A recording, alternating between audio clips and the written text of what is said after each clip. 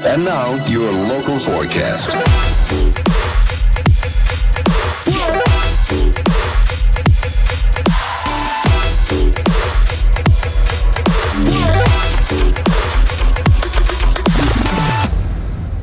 Here we go.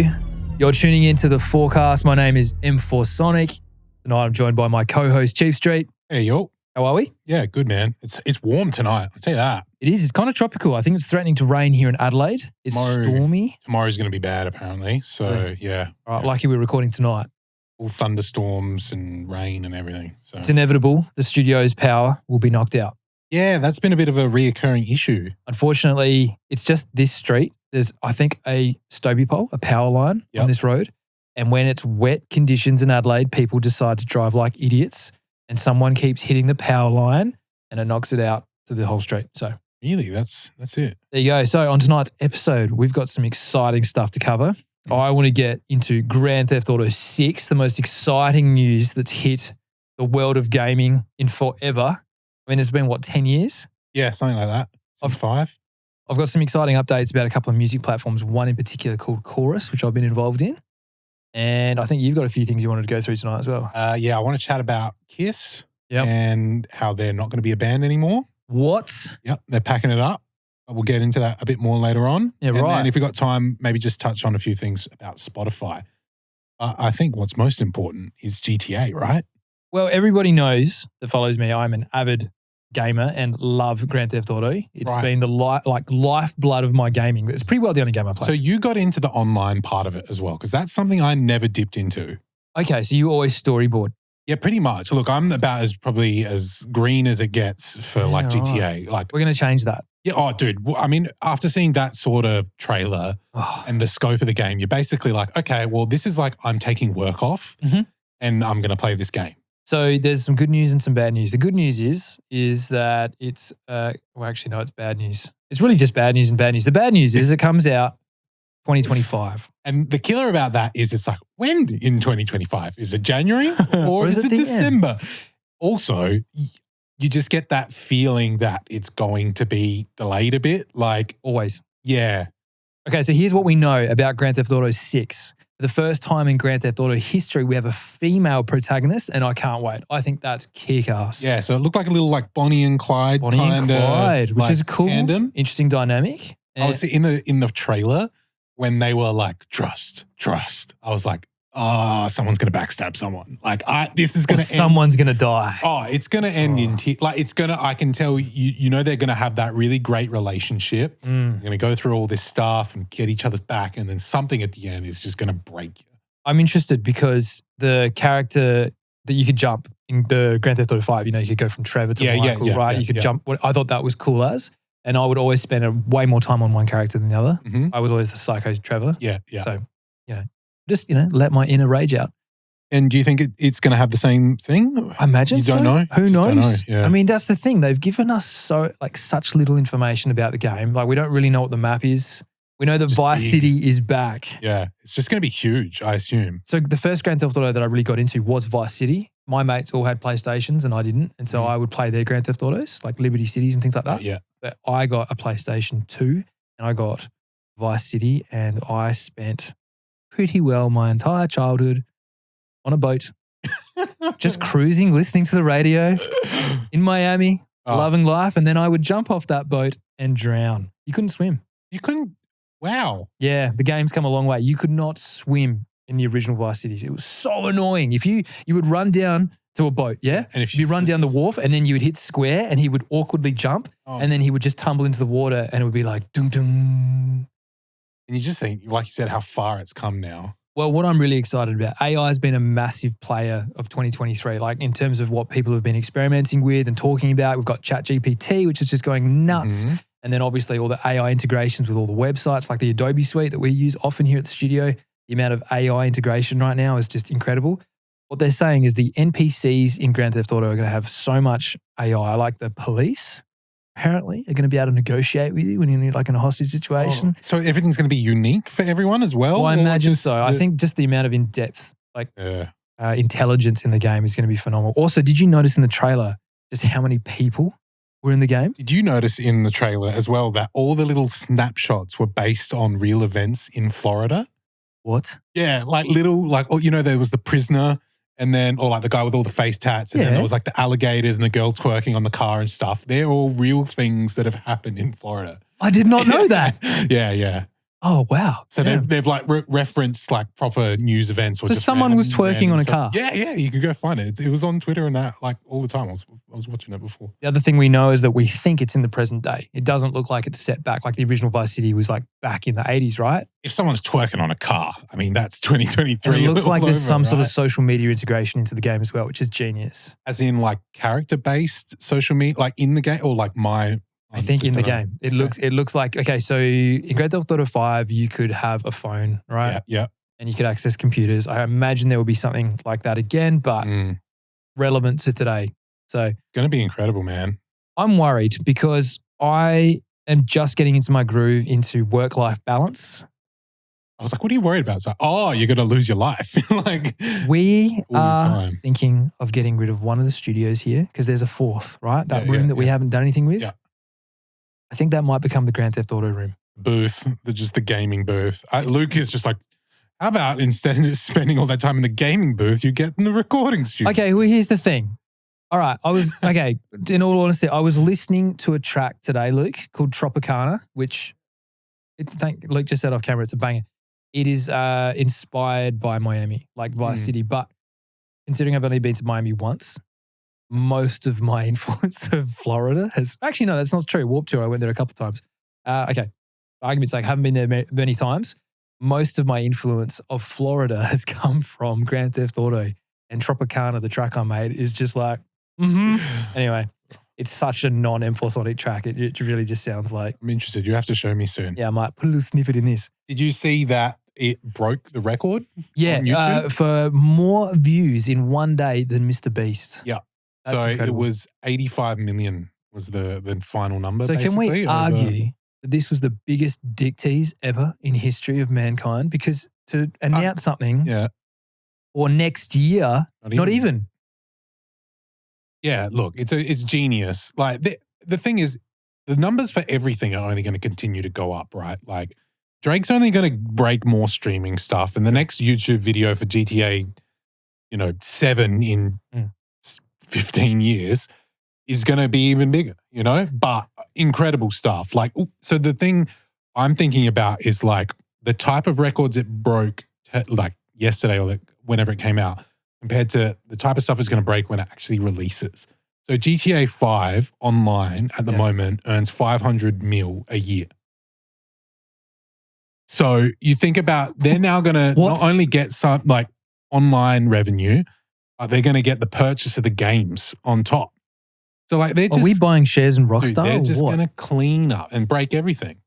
I need to buy shares in Rockstar. But then it's going to be like one of the best games, full stop ever, right? Yeah, and I guess for another decade, you'd imagine. I mean, okay, here's my concerns. You said you didn't play the online version of Grand Theft Auto 5. Yeah, so you might have to break it down a bit. When it originally started, your character flies in on a plane. Right? So that you start off by creating a character, kind of like The Sims, which was pretty cool. You could customize them a fair bit. You could also have a female character, which I loved. So I made two. I had me and then Miss M4, which should now be Mrs. M4. And, dude, if you made a hot chick character in that game, you just got followed around. Real? Oh, dude. Yeah. As if it was real life. Just all the online dudes just sweats. It's like, yeah, we're all probably dudes playing against female chicks. So anyway, you fly in on this plane and you land, and the first missions you do are really just like basic stuff. Like you don't have any weapons, you're just doing like small time stuff and eventually build up. What happened is that the developers decided to really cash in on dopamine addicts and the game got a little bit silly. Okay. So the last time I logged in, you could get hover bikes. Yeah. You could have laser guns. There were submarines on Santa Monica Beach, just like whatever. Yeah. They just went too far in that everything was so customizable. It just got unbelievable. Were they just chasing the like micro purchases basically? Is that effectively, because it was, for a while there, I had a few businesses that I owned and like, took this quite seriously, everyone. Yeah. And my portfolio. my portfolio was quite large, and then I got impatient, and they brought out super yachts, and I was like, you know what? I want a super yacht. It was about 8 million to buy a super yacht. And Rach totally caught me like grabbing the credit card one night and punching in my details into the PlayStation store, and I just bought one outright. Can I ask how much? Well, I put 200 USD into the game. In total? Like over the whole time or just for that boat? Just that session. Okay. But, you know, I wanted to, okay, look, I have a crew, and the last I checked, I had 400 crew members in Grand Theft Auto 5. Wow. Yeah. Currently there's 414 members.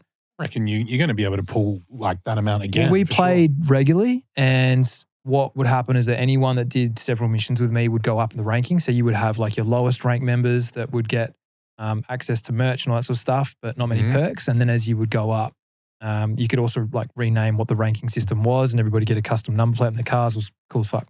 Oh, shit. And I had sergeants and colonels and all that sort of stuff. And eventually like you would get to like management level, and then you could start managing the crew as well. So we had like enforcers and all sorts. It was really cool. And I loved it. It was a really great community. And I think a lot of the members that joined the crew didn't even know that it was related to the Infosonic brand. They just liked maybe the color of the car and the branding and whatnot. But I wanted them to have perks like the yacht and the house and the businesses and all that sort of stuff. So it made a lot of sense. But the game got stupid. And, you know, you would walk out of your house or whatever and just get bombarded with, you know, super weapons. And it just, the game lost, for me, I want to say it was the real ability, even though it's not a word. Do you know what I mean? Like it was like Sims. Yeah. You know this game's fake because when you fire a rocket launcher into a building, it doesn't do much. Yeah. But you also kind of feel like it's your second life. But when it got a little bit sci-fi and stupid. It's over the top. Yeah, and then online mode, you had all these like arcades and you know, you could be driving your car in the sky and because it was a flying match or something. It just got weird. Well, it kind of relates to what I've just gone through with Fortnite, right? They brought back the OG map. And so basically randomly in one of their off seasons, they stripped it all back and they went from where it started. Yep. And then every week they'd like skip a couple seasons as if it was like its natural growth again from 0 to 10 seasons. And dude, we all like my whole crew got back on. We had like 6-8 of us on every night. Awesome. Playing again. Yep. And then that ended and they've jumped back to real time, which is this current season. And it's bots are in the game and there's all like slowly they started bringing back, like it just got futuristic, like Peter Griffin's in the game now. Yeah. You know what I mean? Eminem's in the game. Yeah. Like, and it just, the simplicity of what it was is why I loved it. I think that summarizes it really well. Grand Theft Auto 6, if you can somehow keep the simplicity on online mode so it doesn't go crazy and weird and over the top like it did in Grand Theft Auto 5, or at least have the option when you sign in online. 2 playlists, man. 2 playlists. Like keep it real or like let's go full speed. So that was what frustrates me about Fortnite as well, right? They have 4,000 playlists. Like you can play Lego Fortnite, you can play this Fortnite, you can play this Fortnite. Yet they won't keep one playlist that is just OG. Like, why can't I just come in and play the game that I love? Yep. Anyway, you know, it is what it is. I'm sure there's some method behind the madness, which is probably a bit of dollars. Totally. Look, at the end of the day, you know, whatever. Well, we'll be getting GTA anyway. We'll be getting GTA. We've got a year. And what I want to do is I want to check in with the crew and see if we can get that 400 crew across to GTA 6. Doesn't look like it's going to be on PC. I think that will obviously change. Like it would have to. How long? Yeah. How long was it not on PC for? I don't know, but I think I liked that it will become all cross-platform. Like it doesn't matter if you're on Xbox or PlayStation, whatever. I actually haven't upgraded my PlayStation since 4 because I just have not had time. Yeah. Like I just don't have time to play games. It's kind of funny not having it on PC though, right? Like there's so many legit real gamers, like the hardcore gamers probably have a PC. Correct. And then, but I love console. They'll have if you really love games, you have consoles anyway. It evens the playing field, and I am much better on the controller. I never used controllers on PC, like the mouse. I just couldn't. Obviously, with the Mac environment, the gaming's not about it. So, like, I've always just had separate. I play games. I play Xbox. I make music. I browse the internet. That's on Apple environment. So, yep, fair. Oh well, I'm super excited. The graphics look absolutely phenomenal. I think I'm going to spend a lot of time in that ecosystem, and I hope that we can really integrate that into the forecast. So what I would like to do is be able to have a chat here with our crew and then go, right, Jump on. let's jump on. I think that was the most enthusiastic chat we've had in a long time. Look, I'm going to be honest. I miss it. I really miss it. It reminds you of your past. That's why as the nostalgia hits. Massively. And it's been a big part of my life. Yeah, that's awesome. You know, so this is and obviously for a lot of people, you don't get 85 million views. Was it 85 million or 85 billion? Like, how many was it? 85 million. You don't get 85 million views on a video if it doesn't resonate with someone. So well done, Rockstar. Yeah. Bloody good stuff. All right. Got some other exciting news. What's that? So we've been talking about AI and new platforms for music. Mm-hmm. Yeah. I'm going to jump in and be part of a platform called Chorus. Wow. Okay. Yeah. Really exciting thing about Chorus. Have you ever used something like Splice? Yeah. Yeah. Okay. So it's the equivalent of Splice and it's user-generated content. So like I will be making music and content for Chorus. So you can take your music and your samples and things and put it on their platform? All the samples, chords, melodies, vocals, all that. Everything. And it goes into what they call Nebula, right? This is pretty cool. So when you use it on a desktop, and it basically looks like space. And if you see all these stars, they're color-coded depending on if they're an instrument or if they're vocal or what. You can also go by genre or artist, like similar to, any other sound library. Sounds more like visual though in a way. It's incredibly visual. Yeah. And very quick too. If you hover your mouse over the sound, like the soundscape builds in front of you. This is what they've done that I think is genius. A very long time ago, during a very long flight with my first ever manager, we talked about a way to create a system where all the artists always got, I guess, a cut of a song that they made equally and fairly. And it was just such a complicated math problem that nobody could solve and we never got anywhere. And the reason for it is that to this day, the original weapon, the 64 sample Launchpad original song, could not exist in a commercial sense because it was too hard to clear all the samples. Mm-hmm. So what I ended up doing was recreating samples, which I got close, but not perfect. And we couldn't clear vocal samples, things like that. And to this day, I still think that we probably could have if we'd understood or people in the game had worked harder. It's just too complicated back then. Yeah. Right? 64 licenses. It's a lot of songs. It's a lot of permissions. Yeah. So it just got too hard basket and we eventually made Weapon 2.0, which I agreed. People gave me feedback and it's not as good. It's not as good. Chorus, right? This is where it gets really cool. If you make a sample and someone uses that sample in their creation, the data associated with you being like, okay, Chief Street, you made that kick drum or that growl or whatever, and I then download that sample and I use it in the song. That song credits you for what you've contributed to it. But you have little pieces of ownership from wherever your like samples kind of spread. Yep. And my understanding is then if that song is then released in a commercial sense, you get a cut. It's a wee little cut for little cut. That's so cool, man. It's so cool. I feel like sometimes if you make sample packs and share your sounds in that, like people can use them, but you can never track where it's gone or anything, right? Yep. They kind of just go into the system and into the internet, and then that's kind of the last you hear about it. But this way, you kind of get to keep track of where it all is. Absolutely. And not only that, you kind of benefiting from. Well, look, this is the thing that has really shaken up the music industry. We talk about this often. It's so hard for an artist to really monetize just the song. Okay, don't get me wrong. You can monetize yourself in so many other different ways, and we've discussed that openly on this podcast, and we'll continue to divulge all the ways that an artist can sustain themselves financially.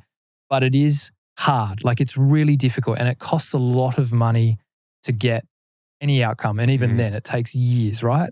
When we see the guys at the top that are just crushing it and making the six figures easily, that took 10 years. Yeah. And so it's hard, but what this is showing, the significance in giving everybody a cut, it's saying we value your art. Right. Someone's obviously seen value in it. And then if they on-sell it, you still get a cut. And it's exponential. We talk about compounding interest and the snowball effect. It'd be so cool if you made a snare that was used over 10,000 times, right? Or you made a melody or a chord progression that someone was like, I love that. And they remix it. And then someone else takes it and they get super creative. And then their interpretation of that creates a number one hit. Yeah. You still get a cut of that.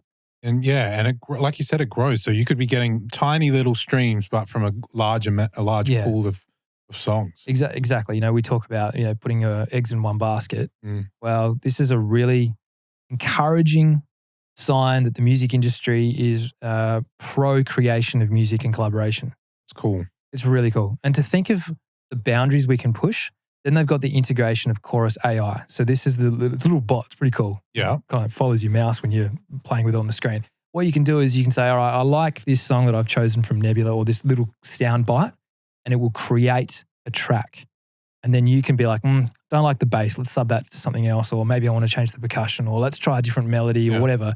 And it's with you, even if you had no musical knowledge or if you've never used a DAW, right, digital audio workstation, like where you talk about Ableton all the time, you've got no understanding of any of those bits of software, that's fine, because anybody can use this web-based platform. Mm-hmm. And the 12-year-old me is losing his mind because for the first time, I can appreciate even like the next generation are going to have the ability to create on the fly with no limitations. Like 12-year-old me had all this software. My dad was very, he encouraged me to, you know, get into software. So I had, it's called Cubase. I've heard of it, but I don't use it. I had Cubase, didn't know how to use it. So what I would do is I would play my iTunes songs in Cubase and I would put all these effects on them. Yeah. And on my little laptop that was so majorly underpowered, and I would like pretend to DJ. Yeah.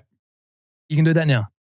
Wow. So it's got like AI integration into it that helps you build songs. Yep. That's scary for an artist like me, but I'm excited too. I mean, it opens the door to so much. I mean, right? I've even been using a bit of AI in my mastering. Yeah. So it's been good, like Ozone. Yeah. That helps too. So say I've got a cold or I'm not in my studio or I'm mixing on headphones or whatever, and I can get Ozone to analyze a mix and it can really show like, there's major problems in the bass here. Well, it's just nice to have a little companion to help you along. So I'm all for it. I don't think we should rely on it. Yeah, but to help. But to help. So some very exciting, promising moves in the right direction. So expect more updates. I'm going to talk about Chorus a lot. That's really impressive. Yeah, so stay tuned for that one. All right, so dropped a bit of a bombshell before about Kiss. What's going on there? Because you're a big fan? Nah. Yeah, well, so they played a concert recently at MSG, which is in New York, and they announced that it's going to be their last live performance ever. They're pretty much packing it up, but that doesn't mean that's it for Kiss. They're going to start doing the same as another band from past time. I don't know if you've known about this, but they do another performance as holograms. So Kiss are basically immortalizing themselves, and through motion capture and that, have recreated their band, and they're going to now perform as their avatars. So wait, explain this to me. So they're going to film it once and then just play it? They've already done it. So they showed it at the end of the show when they were in MSG, and that's how they announced it. So they've already gotten in the studio, and they've basically, worn all the dots and sang the songs and stuff. And what they'll do is they're basically, I don't know if they're going to copy exactly what ABBA has done, but did you know ABBA has already done it? So ABBA in London have a virtual show called ABBA Voyage. Voyage. Far out. Yeah, Voyage. And so they have a virtual only show. Right. But it cost them $175 million to create it. Is that all? $175 million to create a hologram? But it's in a specific venue. It's not something that gets deployed all over the world. You go to this one place. It's a 3,000 person venue. Right. And that's where you'll see the show. And it's a full experience. So I think that's what Kiss is going to go for as well. They might create their own venue for it. But the beauty in it is that if you're ABBA, right, you now never have to perform again. You sell out. Basically, they've sold out 99% of their shows. What? And they can perform any day of the week, 24/7.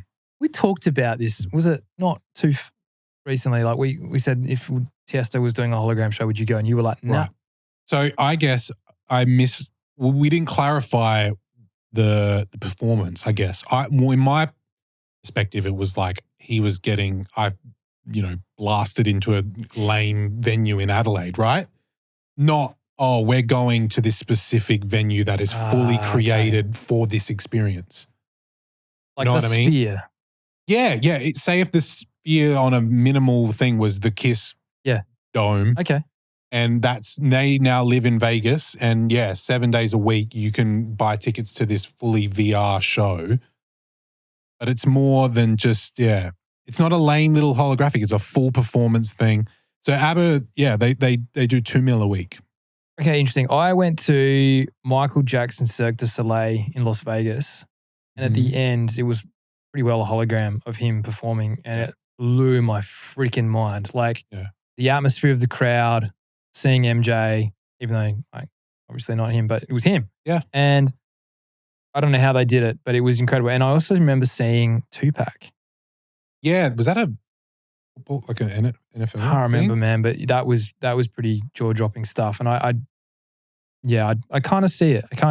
So if you were there, yes. Yeah. I guess when you asked me that question a while ago, I like I said, I was thinking more of not the cheap side, but not the whole experience in a venue created for it and that, which I think would be really special. How do they interact with the crowd? Like, I reckon it would just be so like scripted within the show, right? That the engagement or the expected, energy in that would just be played into it, right? I guess, yeah.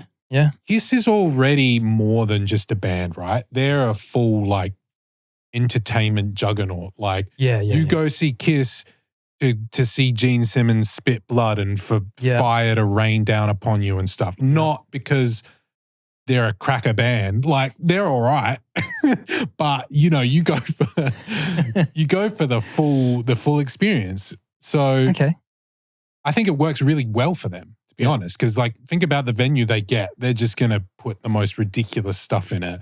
They'll just have fire and fireworks and, they'll clean up. They're very smart businessmen. So, Gene loves money. So, I reckon, Okay.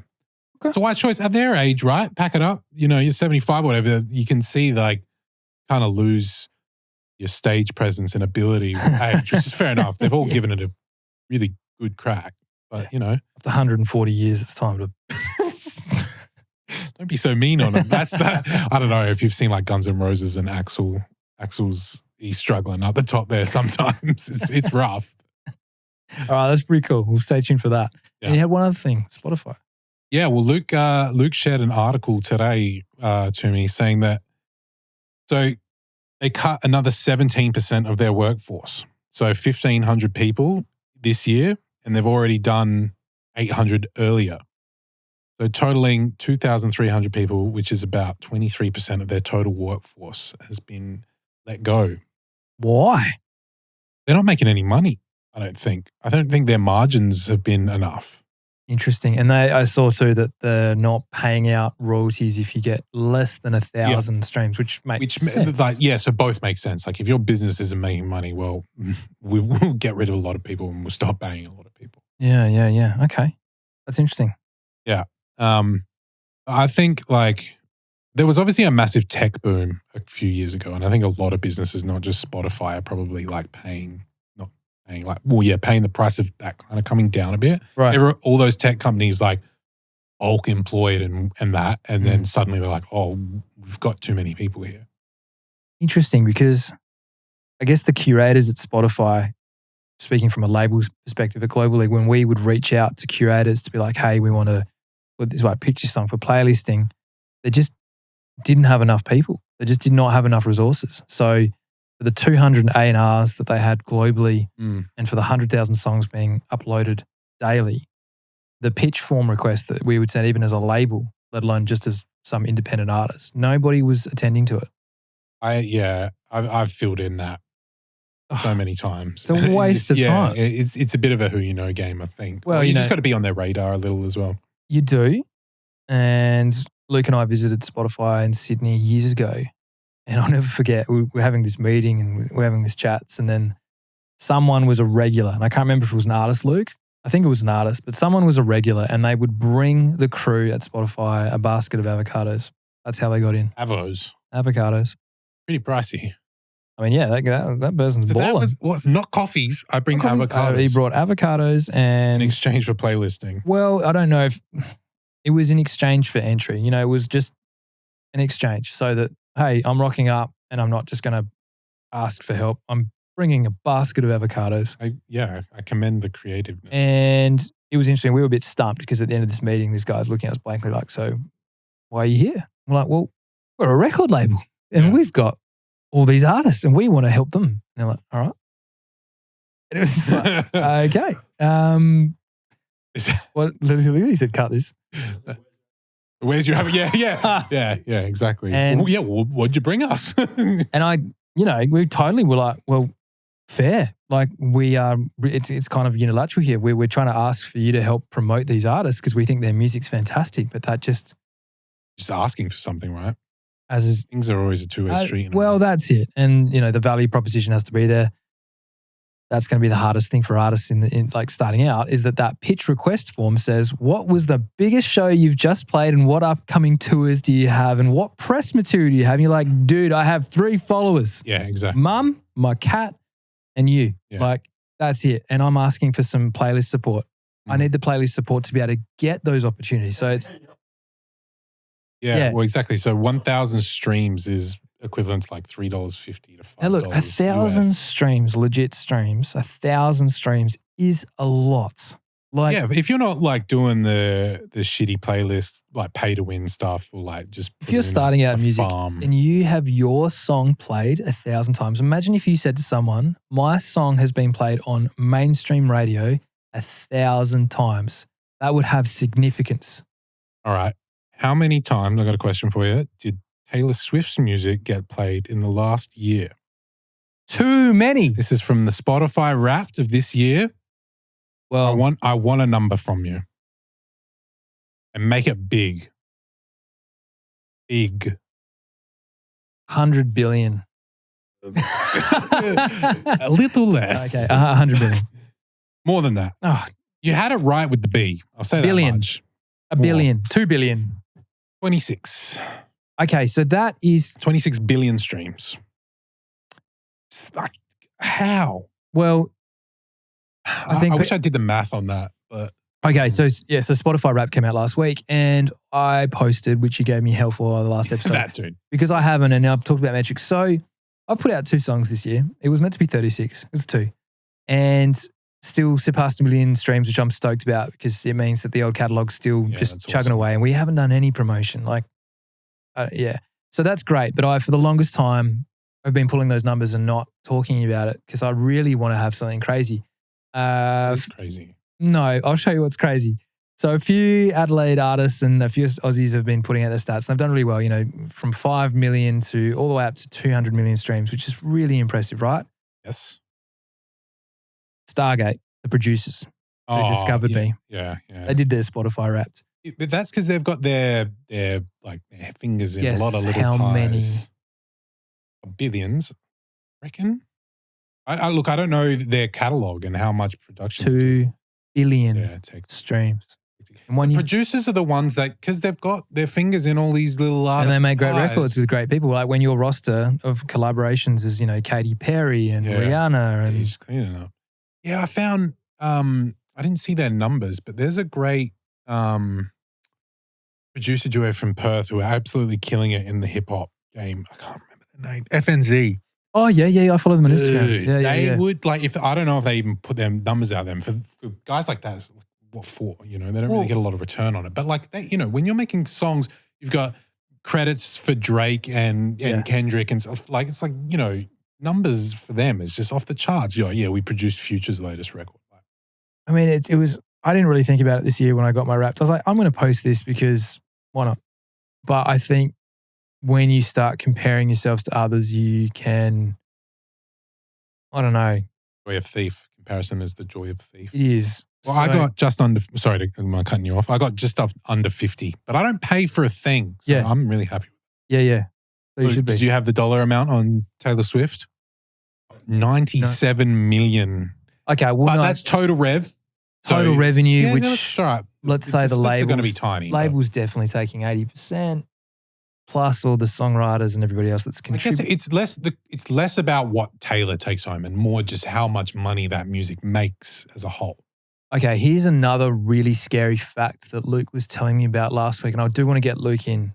Yeah, he's True. Neighboring rights. If you don't know what that is, Yeah.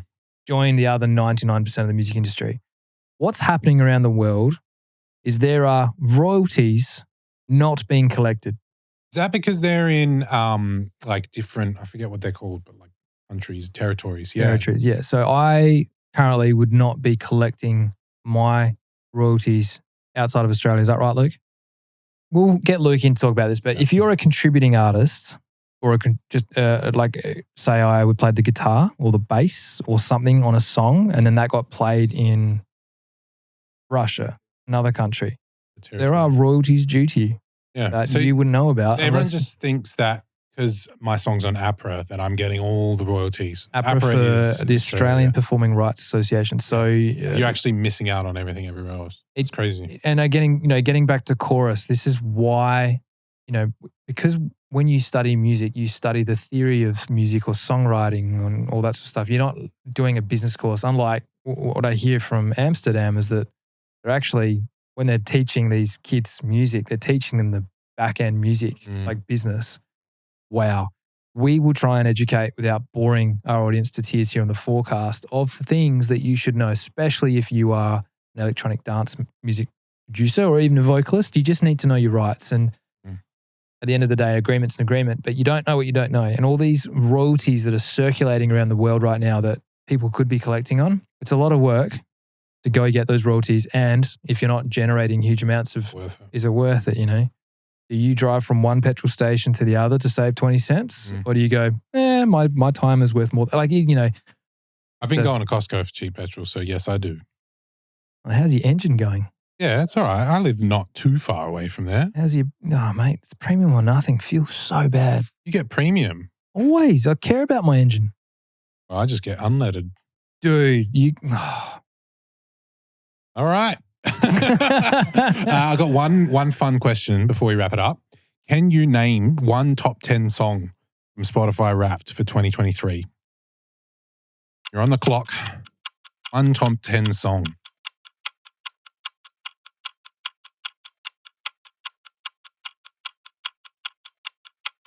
I reckon that's a no. That's fair enough, but can you just say a song for us? He's got nothing. Is one of them by the Kid Laroi? No. Is one of them Post Malone? Let's just say the two out of the top. Taylor Swift. Yeah, she's in it, but you won't. You're not going to know the song names, I assume, right? I just don't care. I reckon you can get the first one. Dua Lipa surely is top 10. Nah, it's another big female pop star. Oh, nah. Well, I don't know. Rhymes with Smiley. What? What? Rhymes with Smiley? Oh my God, really? It's almost like it contains the name. Smiley Pyrus. Smiley. Yeah. Oh, okay. I was going to go with Wiley or something. Dude. Oh, Miley. Back up. Miley. Yeah, Smiley number one with flowers. Yeah, right. Because did you see all those memes? With the voice. The voice. Man. Okay, Miley Cyrus. Well done, Miley. I used to be young. What, that song? Is it? And then I used to be young. I just know the chorus. I can buy myself flowers. Woo! He's got pipes. Yeah. All right, sweet. Right. I don't know. I feel like the top 10. Miley Cyrus, SZA, Harry Styles are your top three. Harry. Oh, my God. Taylor Swift's got two in there. You got some hip hop. And yeah, that's about it. Just don't care. Top 10 top 10 albums. Again, Bad Bunny, Taylor Swift, SZA, The Weeknd. Yeah, who's Bad Bunny? He's a big Latino hip hop artist. Okay, yep. And I know you're going to get this one right. Don't let me down. The number one top podcast globally is... It's us. Yeah. The Forecast. Woo. Yeah. Yeah, Thank you to the 2 million people that tune in on Spotify. We love your guts and thank you for sharing in this experience. We've only done less than 30 episodes and to be number one is just unreal. So thank you. It's incredible. And it's also incredible that Logan Paul is not even in the top 25. So his is... And they claim to be number one. Well, I tell you what, if he can't even get in the top 25, Jesus. There you go. You know the number one, right? Yeah, it's us. Oh, don't want to get it wrong again. It's Joe. Yeah, okay. Hats off, Joe. Yeah, well done. Well played. Your video quality is shocking. The amount of money I've spent on cameras, and yet you are number one, but your guests are really fire. So we'll get Elon Musk one day, and we'll take number one spot. So I guess we're close contender number two. I mean, how are you going to know? Spotify 2024 rap is going to be huge for us. If we don't post it, then it'll be even bigger. All righty. All right, thanks for tuning in, and we'll see you on Grand Theft Auto in about 18 months. Ciao.